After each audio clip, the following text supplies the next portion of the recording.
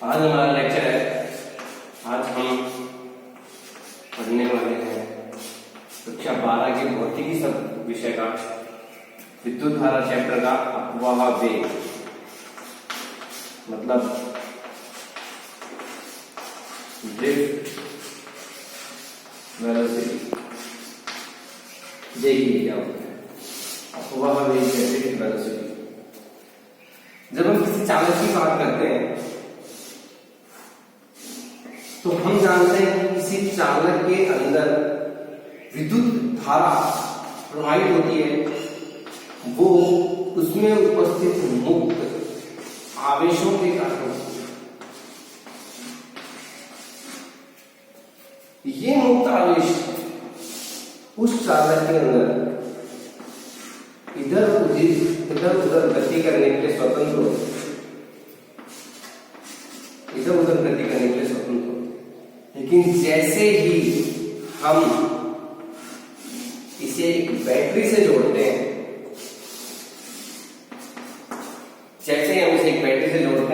इसमें विद्युत धारा प्रवाहित होती है और विद्युत धारा प्रवाहित होने पर इस चालक के अंदर एक विद्युत क्षेत्र बैटरी के धन टर्मिनल से ऋण टर्मिनल की ओर आरोपित हो जाता है। इस विद्युत क्षेत्र के आरोपित होने के कारण इन मुक्त इलेक्ट्रॉनों पर एक बल लगता है, एक विद्युत बल आरोपित होता है और यह विद्युत बल इनको विद्युत क्षेत्र की विपरीत दिशा में गति करवाता है तथा सभी इलेक्ट्रॉन जो इधर उधर गति कर रहे थे वो अब विद्युत क्षेत्र के कारण विद्युत क्षेत्र की विपरीत दिशा में एक ही दिशा में गति करते हैं, एक ही दिशा में गति करते हैं और इस गति के कारण इनमें इस बल के कारण एक त्वरण उत्पन्न होता है और ये एक त्वरित गति करते हैं तथा एक नियत वेग को प्राप्त कर लेते हैं। इलेक्ट्रॉनों के इस प्रकार की गति या इलेक्ट्रॉनों के इस प्रकार के वेग को ही हम अपवाह वेग कहते हैं। इस अपवाह वेग को वीडी ड्रिफ्ट वेलोसिटी वीडी से प्रदर्शित किया जाता है। तो ये फिनोमेना है अपवाह वेग का कि जब हम किसी चालक पर बाह्य विद्युत क्षेत्र आरोपित करते हैं तो उसके अंदर उपस्थित मुक्त इलेक्ट्रॉन उस विद्युत क्षेत्र की विपरीत दिशा में गति करना शुरू कर देते हैं। इसी ही इलेक्ट्रॉन की इसी गति को अपवाह वेग कहते हैं। दूसरी बात, जब ये गति करते हैं तो आपस में टक्कर करते हुए चलते हैं, क्योंकि इतने सारे इलेक्ट्रॉन हैं, अगर एक साथ गति करेंगे, ये इधर जा रहा है, ये इधर जा रहा है, ये इस तरफ जा रहा है, ये इस तरफ जा रहा है, जब तक विद्युत क्षेत्र नहीं लगता। लेकिन जैसे ही हम विद्युत क्षेत्र लगाते हैं ये सभी अपनी दिशा बदलते हैं और जिस तरफ भी जा रहे होते हैं वहां से विद्युत क्षेत्र की विपरीत दिशा में जहां जिस तरफ इन पर बल लगता है उस दिशा में गति करना प्रारंभ कर देते हैं, अर्थात ड्रिफ्ट करते हैं, ये अपने आप को घुमाते हैं उस दिशा से, उस बल की दिशा में अपने आप को घुमा के लाते हैं। इस प्रकार की गति के कारण इसे ड्रिफ्ट वेलोसिटी यानी अपवाह वेग कहा जाता है। जब ये अपवाह वेग करते हैं तो एक दूसरे से टक्कर करते हैं, ये इलेक्ट्रॉन इधर से आएगा, यहां टक्कर करेगा, इससे जैसे ही ये टक्कर करेगा तो इसकी वेग, इसका जो वेलोसिटी है वो क्या हो जाएगी, शून्य। कुछ देर के लिए, कुछ क्षण के लिए इसका वेग शून्य होने के लिए इनका वेग जो है वो शून्य हो जाता है कुछ क्षण के लिए। शून्य होने के बाद ये इलेक्ट्रॉन इधर चला जाता है और जो इलेक्ट्रॉन इससे टक्कर किया था वो वापस इस दिशा में गति करना शुरू करता है और अपने आप को फिर से पुनः इसी दिशा में, बल की दिशा में अपने आप को व्यवस्थित करता है, फिर से वेग प्रारंभ करता है और फिर टक्कर करता है। इस प्रकार एक इलेक्ट्रॉन कई टक्कर करता हुआ चलता है और ये जो टक्करें हैं इन्हीं टक्करों में ये अलग अलग वेग को धारण करता है। यहां से यहां तक इसका वेग v1, यहां से यहां तक इसका वेग v2, यहां से यहां तक इसका वेग v3, फिर इस टक्कर में v4, इस टक्कर में v5, इस तरह से बहुत सारी टक्कर करता है और उन सब में इसका वेग अलग अलग हमें प्राप्त होता है। तो इन टक्करों में इन वेगों का यदि हम औसत प्राप्त कर लें, औसत मतलब v1 plus V2 plus V3 plus dash dash dash Vn बटे n। औसत यही होता है राशियों का योग बटे राशियों की संख्या। तो इसी चीज को हम कहते हैं अपवाह वेग Vt। यानी चालक के अंदर इलेक्ट्रॉनों की दो क्रमागत टक्करों के मध्य औसत वेग का मान अपवाह वेग कहलाता है। इसे ही हम क्या कहते हैं? Vt। अब हम चलते हैं अपने नेक्स्ट टॉपिक पे। तो अभी आपको समझ में आ गया कि दो इलेक्ट्रॉनों या किसी इलेक्ट्रॉन द्वारा दो क्रमागत टक्करों में प्राप्त औसत वेग को अपवाह वेग कहते हैं। चलिए अब नेक्स्ट हम चलते हैं अपवाह वेग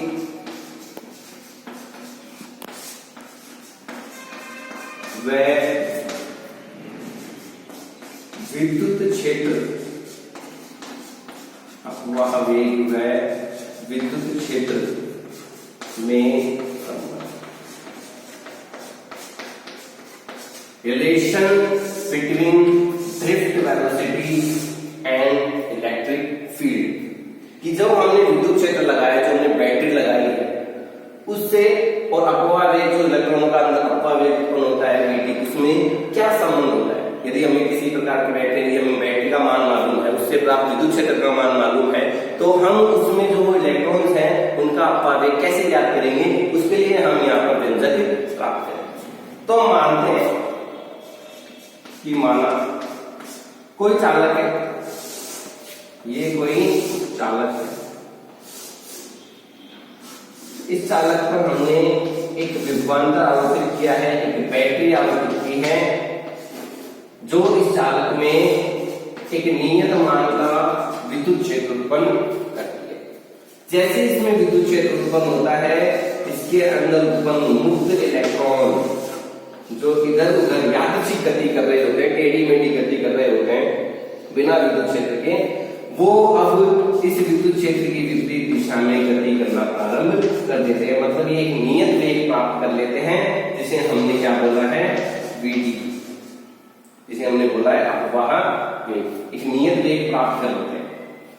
तो हमने तो कहा कि माना विद्युत क्षेत्र की अनुपस्थिति में कि जब इलेक्ट्रिक फील्ड जीरो है, यानी यहाँ पर हमने बैटरी नहीं लगाई है, जब इलेक्ट्रिक फील्ड का मान जीरो है, बैटरी नहीं लगाई है, उस स्थिति में इन सभी इलेक्ट्रॉनों का वेग जो इधर उधर गति कर रहे थे, उन सभी इलेक्ट्रॉनों का वेग मान लीजिए U1, दूसरे इलेक्ट्रॉन का U2, तीसरे इलेक्ट्रॉन का U3, और ऐसे बहुत सारे इलेक्ट्रॉन हैं, n इलेक्ट्रॉन है, उन सबका वेग है U है।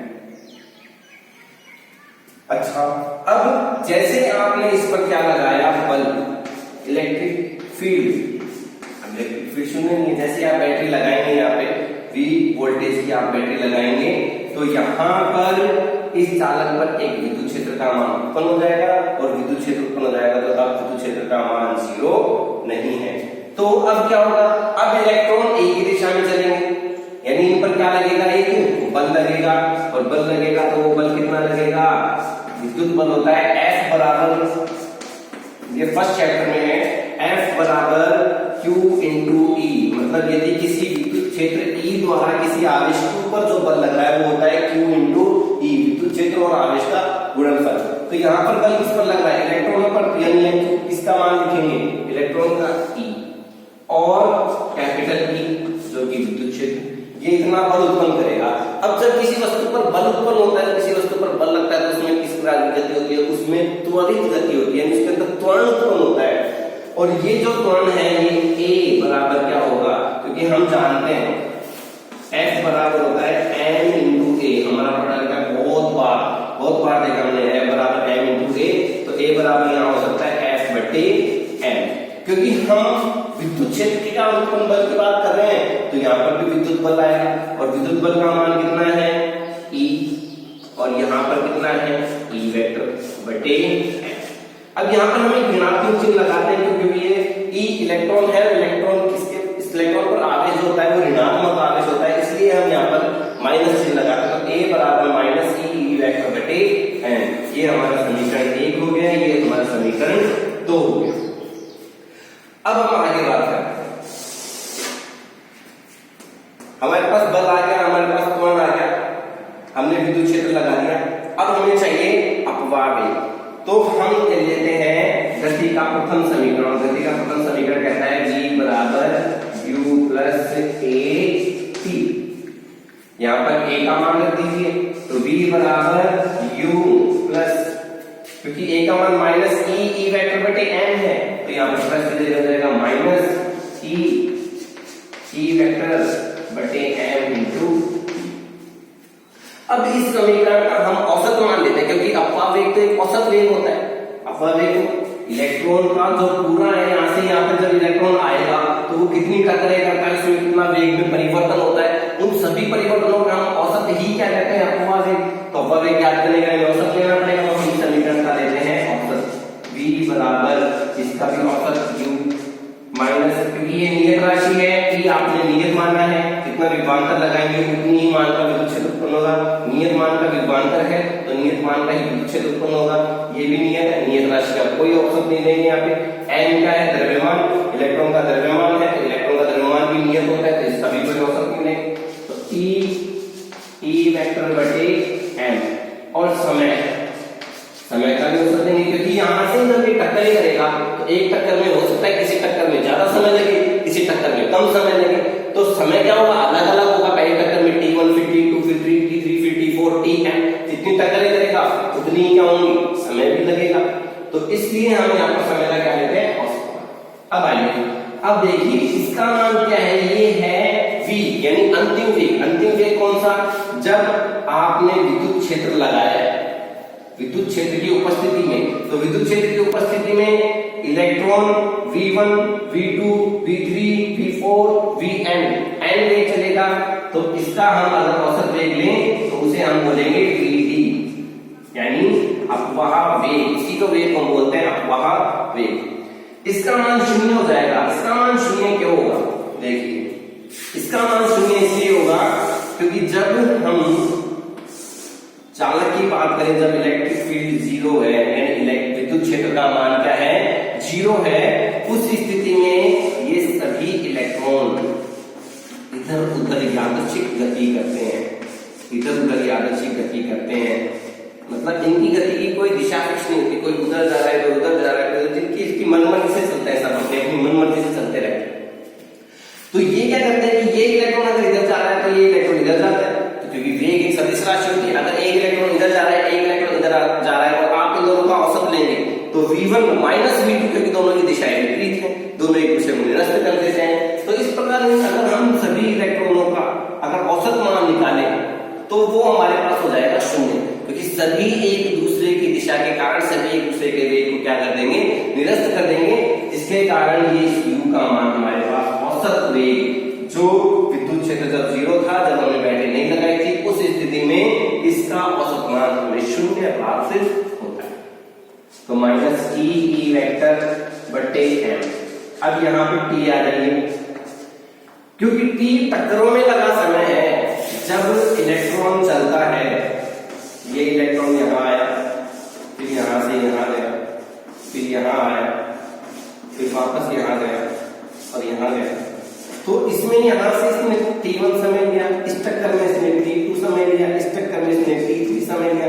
तो इस प्रकार लगातार टक्करों में ये क्या ले रहा है, कुछ ना कुछ समय प्राप्त कर रहा है, और n टक्करों में ये tn समय प्राप्त करेगा। तो हम कहेंगे कि ये जो औसत मान है, ये इन समय को जोड़कर n का भाग करें, जितनी टक्करें हुई हैं और उन टक्करों में कुल समय कितना लगा है उसका भाग लगा है, तो हमारे पास समय का औसत मान आ जाएगा। और इस औसत मान को हम कहते हैं श्रांति काल या विश्रांति काल। इसे टॉ से लिखते हैं, इसे टॉ से प्रदर्शित किया जाता है, इसे कहते हैं विश्रांति। यानी दो क्रमागत टक्करों के मध्य लगे समय का औसत मान विश्रांति काल कहलाता है। तो बस vd बराबर क्या हो जाएगा, माइनस e वेक्टर बटे m इंटू टॉ। ये जो संबंध है, ये संबंध हमें प्रदर्शित करता है अपवाह वेग और विद्युत क्षेत्र के मध्य संबंध को। और यहाँ पर ये ऋणात्मक चिन्ह प्रदर्शित करता है कि अपवाह वेग में चालक के अंदर उपस्थित इलेक्ट्रॉन विद्युत क्षेत्र की विपरीत दिशा में गति करते हैं। यदि यहाँ पर आवेश धनात्मक होता तो चिन्ह ऋणात्मक आता, क्योंकि आवेश ऋणात्मक है इसलिए चिन्ह ऋणात्मक आया है। तो ये संबंध जो है वो अपवाह वेग और विद्युत क्षेत्र में संबंध को दर्शाता है। इससे हम किसी भी इलेक्ट्रॉन के, किसी भी चालक के अंदर उपस्थित इलेक्ट्रॉन का अपवाह वेग ज्ञात कर सकते हैं। यदि आपको V वोल्ट की बैटरी दी हुई है तो आप उससे E का मान, विद्युत क्षेत्र का मान ज्ञात करेंगे। विद्युत क्षेत्र का मान ज्ञात करके यहाँ पर विद्युत क्षेत्र का मान रख दीजिए। यहाँ पर E इलेक्ट्रॉन का आवेश जो कि 1.6 कूलम होता है, ये M इलेक्ट्रॉन का द्रव्यमान जो कि 9.1 किलोग्राम होता है, और तो विश्रांति काल जो कि कुल टक्करों में लगा समय है वो विश्रांति काल हम यहाँ पर रख देंगे। तो हमारे पास इलेक्ट्रॉन में उपस्थित अपवाह वेग का मान यानी ड्रिफ्ट वेलोसिटी का मान हमें यहाँ पे ज्ञात हो जाएगा।